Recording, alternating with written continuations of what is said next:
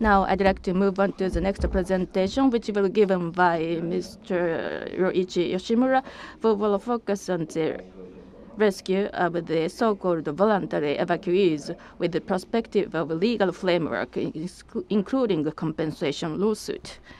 Now, Mr. Yoshimura, floor is yours.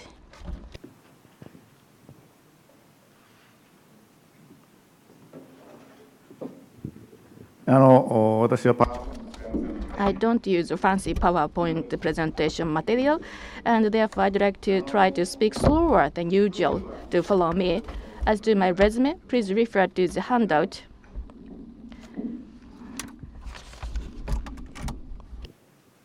The reason why I have got the interest in the Fukushima issue as well as its compensation issue, I'd like to explain this just briefly.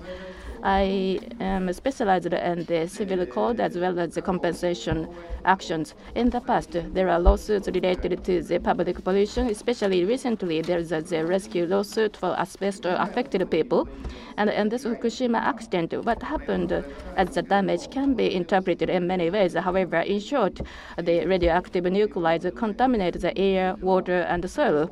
In this sense, this is similar and identical to the other past public population issues, and therefore I take this as my issue, especially for the rescue of the affected.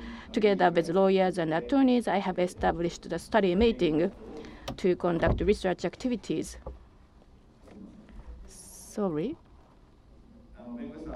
Together with attorneys and lawyers, I have conducted research activities. So, in a study session that took place this year in May, we have published a book on the study of the compensation after the Fukushima nuclear power plant accident. This is an announcement. So, talking about my own activities regarding this compensation issue, perhaps I think this has achieved the highest level of study and research. So please refer to this if you're interested.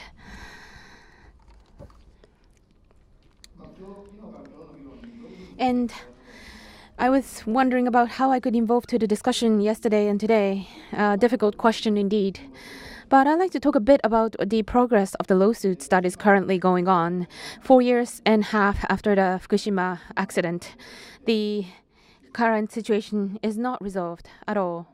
And there are still over 100,000 people who have evacuated, who cannot return, who haven't returned. Last December, I went to Namie, Tsushima area, which is the difficult to return zone. I had some special reason to enter there. Around the afternoon, the Namie town, because it's difficult to enter zone and return zone, it becomes completely dark. There's no one living there. It's still like this today after 4.5 years. This is the current reality there. And we have the question of who should compensate, who is responsible about the situation. The word responsibility was used earlier. What I'm talking about here is not responsibility, sorry, it's rather liability, legal sense of responsibility or liability. So regarding the nuclear compensations, there are special acts and laws in Japan. When they decided initially to promote the nuclear power plants and nuclear power generations, they have set forth these acts.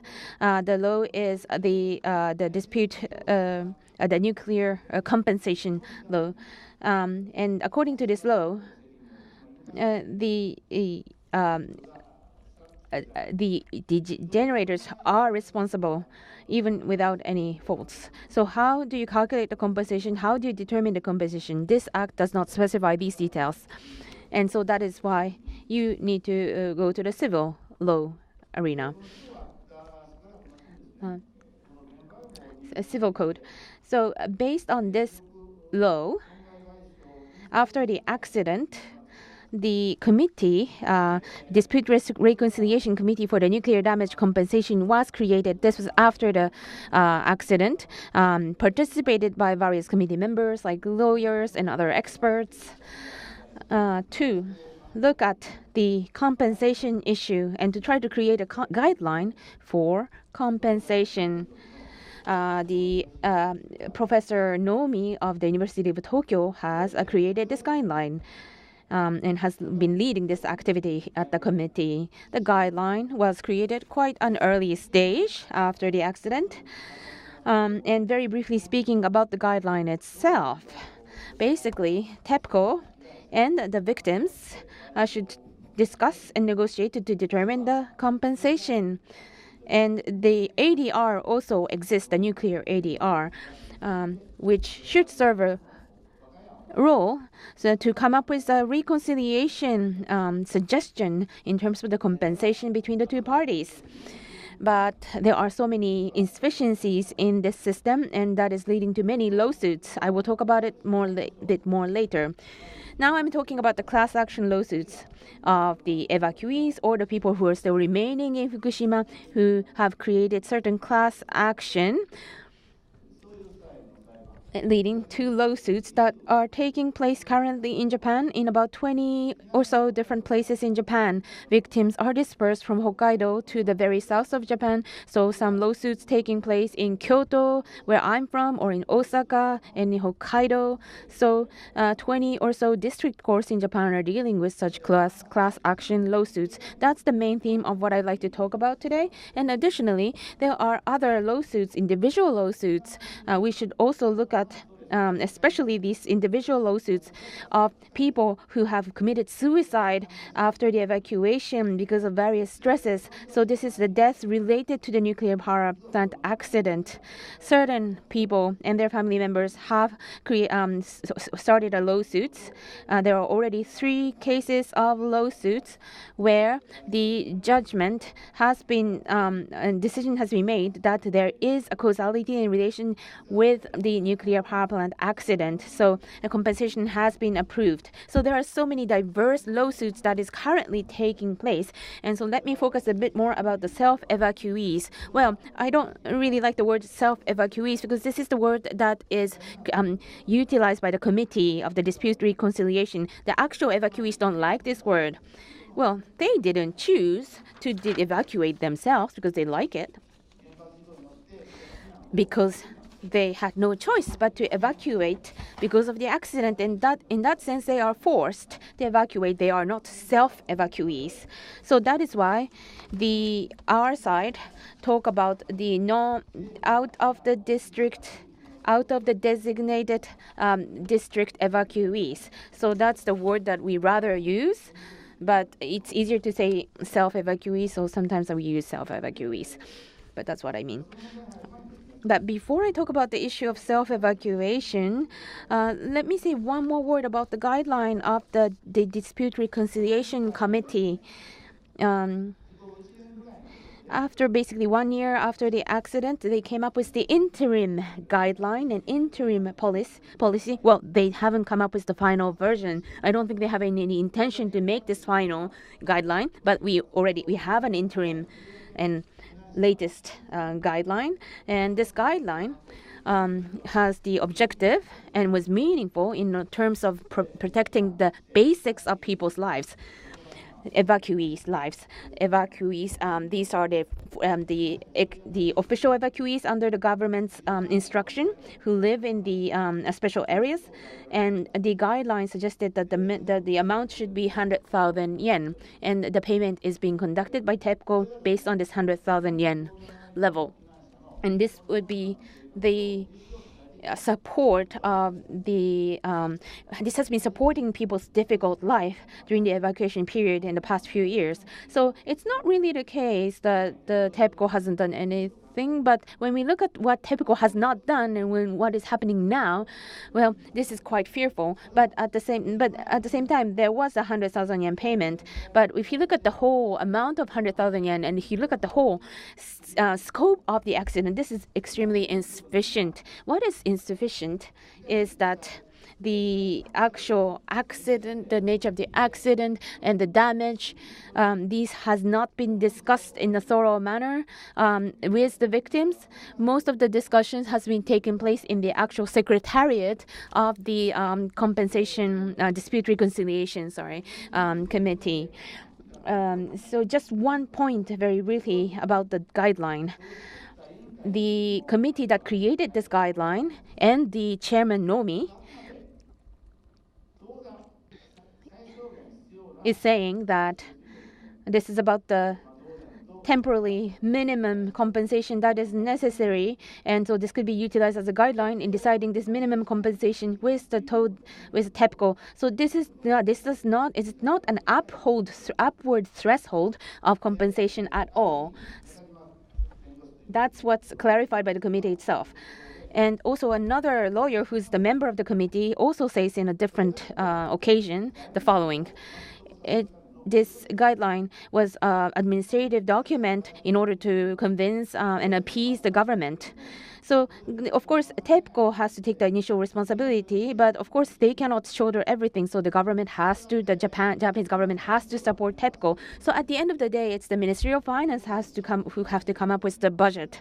So in a way, the guideline was created as a minimum requirement in order to appease the government and the authorities. So from the legal point of view, from our lawyer's perspective, this is definitely not should not be interpreted or used as the maximum upward threshold of the compensation amount. So going back to the evacuation issue, having heard the discussion yesterday and today, I believe this is especially important. In the committee, they also talk about the 20 millisievert. Well, 20 multiplied by 5, so 100 millisievert. So it's the same discussion that is going on, and they've been talking about that as well. And regarding 20 millisievert, there was a fierce discussion within this committee as well. The Tanaka Shinichi, who is the chairman and the head of the Nuclear Regulation Authority, was part of the committee at the time. And there was so much confusion at the time, he says. But now that the government's guideline has been set in terms of the radiation dose, the 20 millisievert, we shouldn't have a double standard in terms of the threshold. We need to abide by the government's official threshold. That's the insistence by him. But at the same time, the other committee members, including Nomi-san, the chairman Nomi, who is also from the who's a lawyer, who says, yes, that may be true. We need to be aware of the government's dose threshold or 20 millisievert. But at the same time, in our case, for the dispute reconciliation and compensation, we need to think about the actual rational level of radiation dose that would incite people, would make people consider evacuation. And that was his opinion. So in several sessions of this committee, there was this exact same dispute. And at the end of the day, maybe Chairman Nomi said that maybe we should vote. But then it was countered by the other committee members saying that it should not be a vote. But at the end of the day, it seems to be the case that in some regions where there are less than 20 millisievert, there will be certain compensation that should be approved. Then that was decided and included in the guideline. But when we look at the actual amount, it's much lower than the 100,000 yen that I mentioned earlier. And there are many other areas that are not covered. So the problem of geographically deciding the level of compensation is the following. Well, so for example, take one area. One area is basically same geographical area, but there are different administration. Maybe on the other side of the same street, you have a different ward or different district, and the radiation dose is exactly the same, but the one is covered, one is not covered. That is the issue we are facing. That is why there is a problem with the geographical distinction. But at the same time, such distinction has been made in terms of the compensation of evacuees. So therefore, I think we should think like this and I don't think this is an adequate way of thinking, but the decision has been made within the committee to treat the issue as such. And so therefore, under 20 millisievert, But however, they did not say, the committee did not say that they will not compensate under 20 millisievert. Another point in relation to this point, another committee member, Mr. Otsuka Tadashi, from Waseda University, his his specialty is environmental ecology. He says that if when we talk about rationality in the decision of evacuation, he said that it's necessary to think about scientific rationality. If there is a scientific rationality, then we should compensate. That was the suggestion. But Mr. Tanaka in the committee said, rationality, well, are we talking about radiation protection? Then we need to think about the rationality in the eyes of the radiation protection standards. Well, luckily, this idea was not incorporated in the interim guideline. Had it been incorporated in this current guideline, then it would have been the case that 20 millisievert, less than 20 millisievert area would not be covered at all. But that was not the case. Just for the sake of Mr. Otsuka, he's not really supporting 20 millisievert. He is he's supporting more 5 millisievert. 5 millisievert is what he's supporting, just like the stand of the association of the lawyers, the JBA. So, but in any case, that was not a majority view within this committee, according to him. I myself, I'm not an expert in this area in terms of the radiation dose. 100 millisievert, I believe this just out of mind is impossible. But how we should think about it?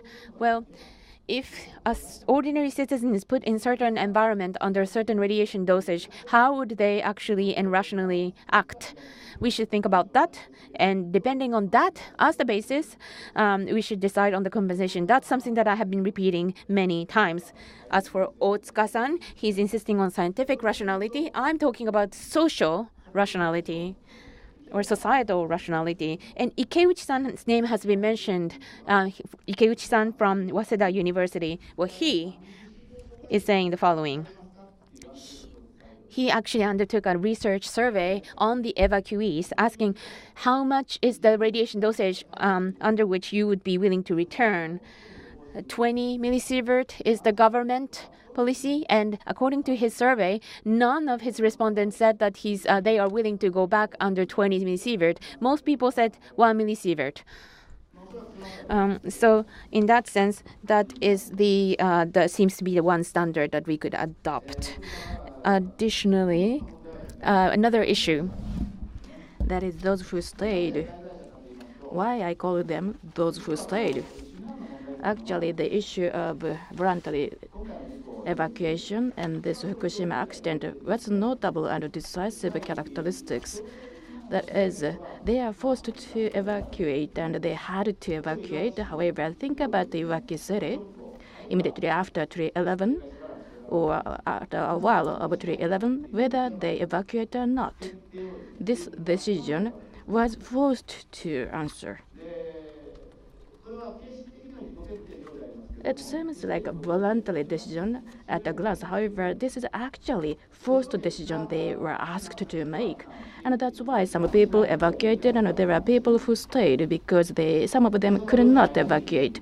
And between these two groups, there is an emotional confrontation emerged. Even within a family, there is a confrontation. Generally speaking, if the family has a young child with a young mother, they want to evacuate to protect children. Of course, there is the opposite case. However, usually they try to protect a young child. However, for male, they want to work, and therefore many of them have determined to stay, and this can cause the confrontation within the family. And there are many divorce cases because of this different opinions of evacuation. At any rate, in order to prevent such a forced decision, what can we do? This is one thing I'd like to ask you to consider. The second issue is also related to the evacuation or return. The Nara had declared that the community people can come back.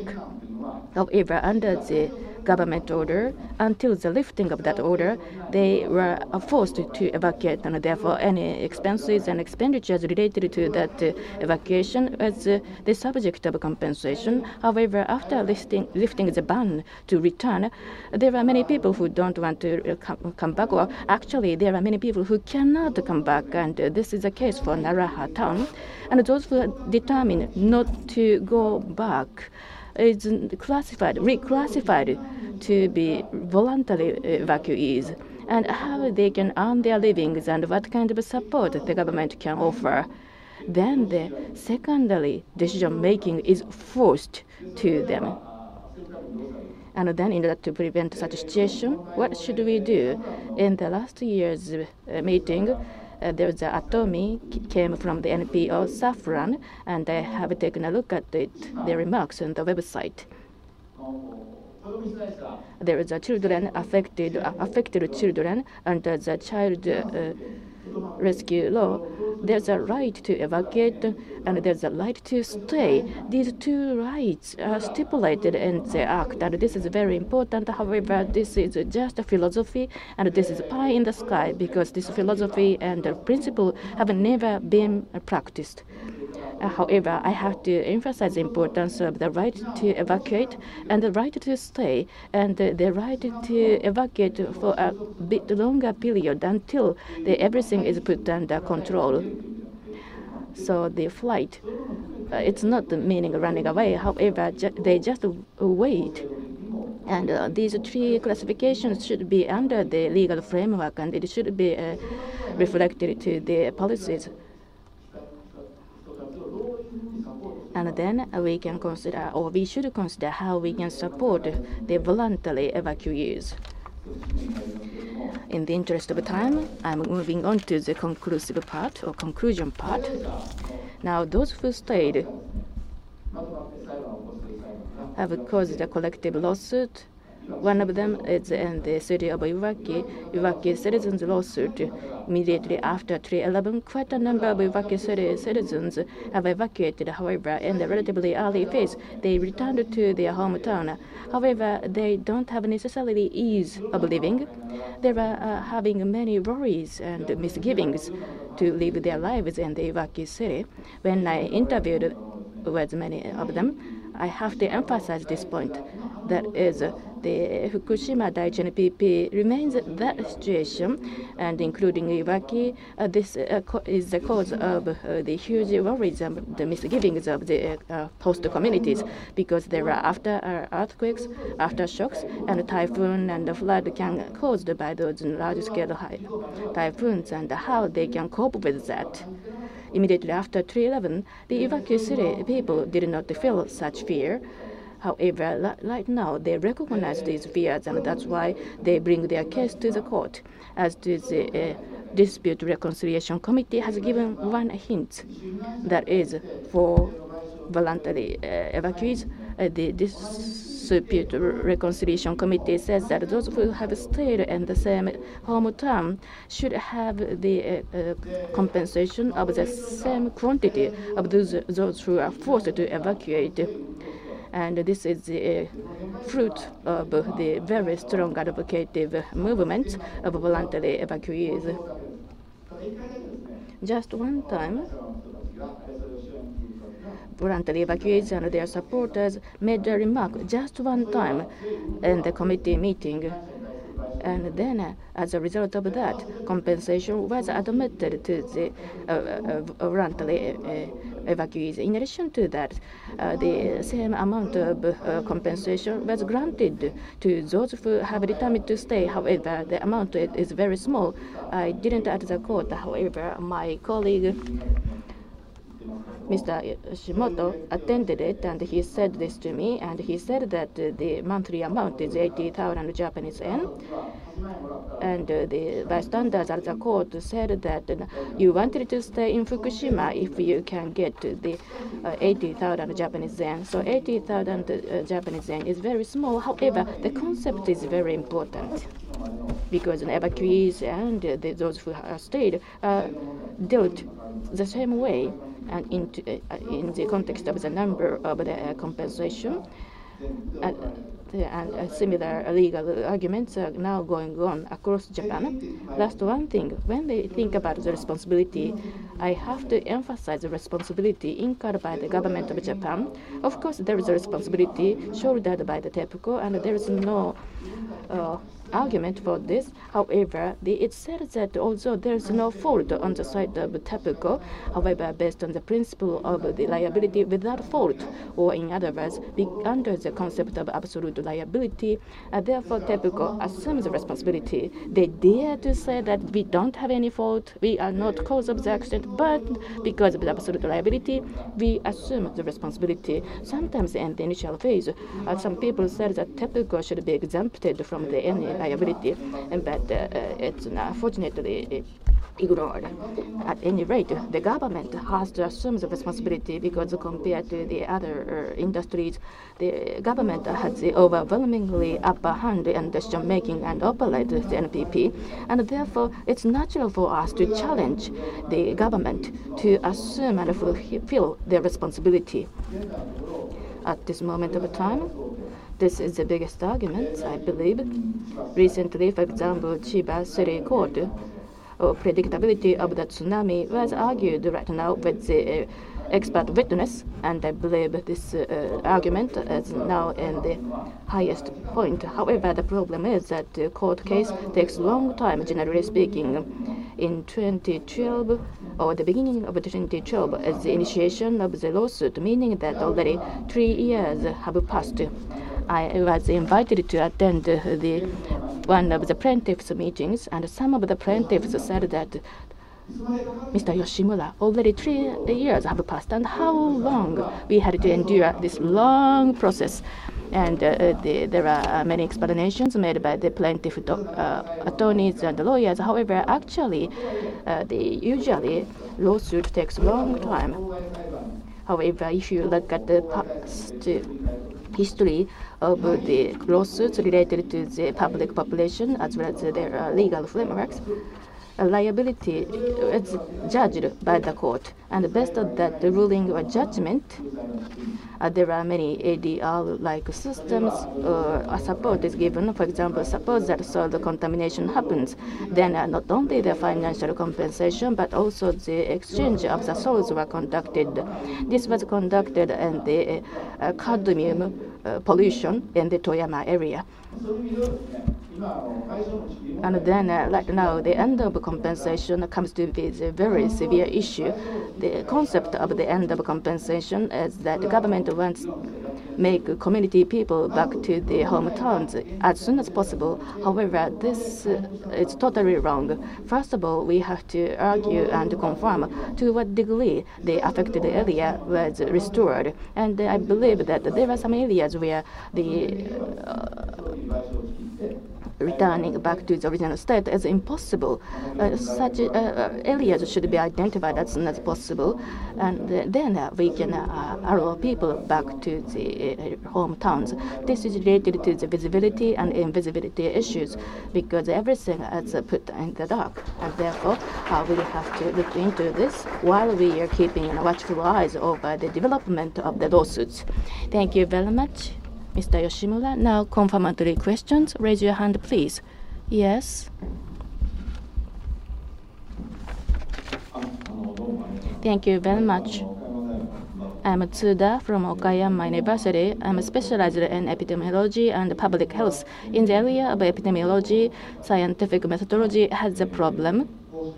However, in the area of the public health, I deal with the politics as well as the legal frameworks. And therefore, I have studied many laws and regulations in this sense. Now, compensation.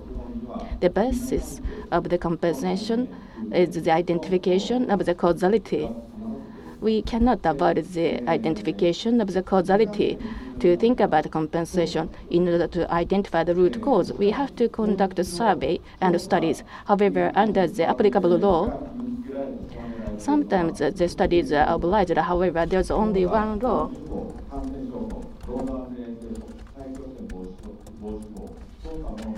that requires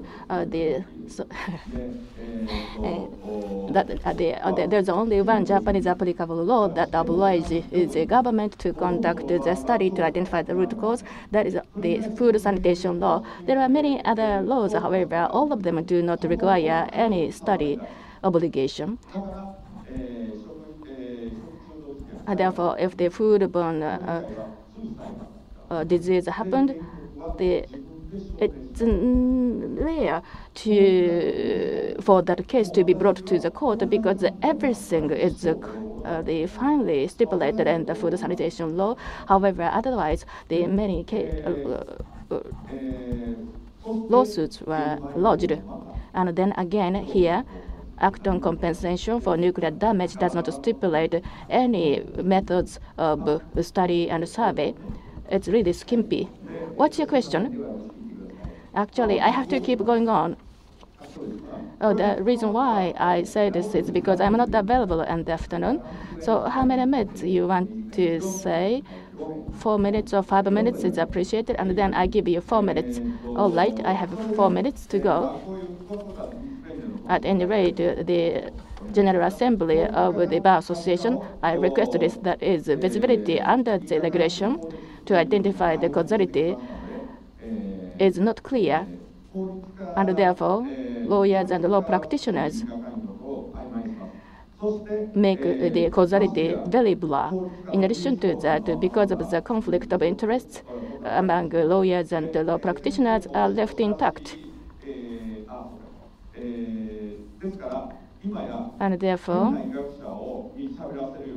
rather than using strange medical practitioners, we are now letting all the strange the law practitioners say anything they want to say, and the representative person is Mr. Otsuka, the colleague of yours. And in addition to that, there are a conflict of interest, and there's Mr. Otsuka is a committee of the ADL Center, and Mr. Otsuka says that this is a scientific rationality. However, what he does and writes is totally opposite to the scientific rationality, and we have to correct this situation, and therefore I want to ask you to do that.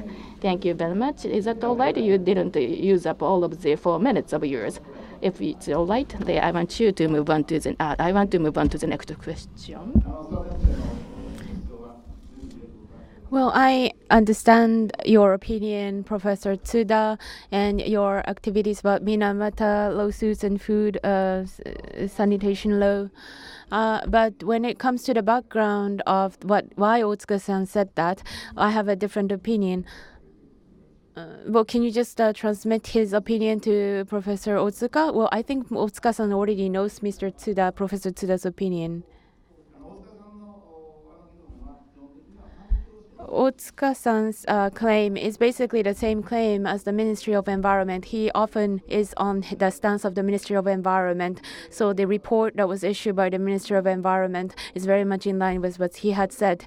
In terms of the Minamata disease, there has been a criticism that has been made, but I believe that I think he's way too close in terms of his claims and stance with the Ministry of Environment. There are 3 people who would like to speak, but I have decided to allow 2 comments or questions. Go ahead, please. I am an evacuee, and I have been an observer of the situation even before the March 11th accident. So I have always been aware of the risk and the risk need for risk management of nuclear power. Even before the accident, there has been many agreements, but these agreements were not respected after the accident. And there are other elements that have emerged after the accident, and the discussions that are going on after the accident had nothing to do with us, the evacuees. Us, the evacuees who have to live, actually have to suffer the consequences. So, Professor, the agreements before the accident, what would we do, and what are the compensations? What should we do if the accident occurs? The accident did occur, but these were not respected and observed. Do you know that? The greatest example is the government's action.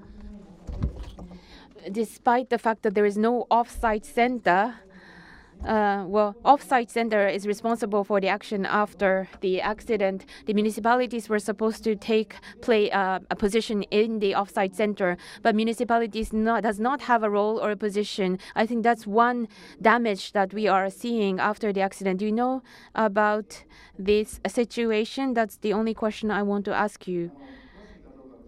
And I would say that this is a treachery or betrayal of the government. Well, I am aware of this issue and these claims. I am aware. When you talk about government's responsibility, there's also the issue of use of speedy data, and there is definitely the responsibility of government action or the failure of the government to prevent the accident, and their action and inaction that led to the expansion and even of the impacts of the accident.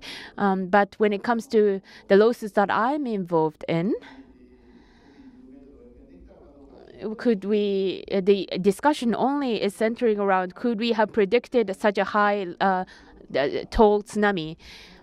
So in that sense, there are other issues that we need to consider, and this is something that we continue to discuss. So how, in order to find a way to involve these perspectives and discussions into the current discussion, I would like to allow another person.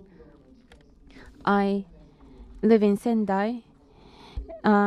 My name is Ishimori. I run a Citizens Radiation Measurement Center. I live 86 kilometers from the Fukushima power plant. I evacuated right after the accident because that was the condition when we could not get any scientific evidence or scientific knowledge.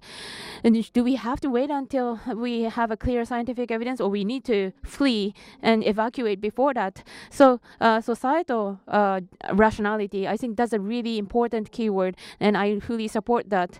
Decontamination efforts, the farmland that are decontaminated, and 100 becquerel was the level of the produce, the radiation in certain farms, and because of that, the certain farms are no longer able to sell any produce anymore.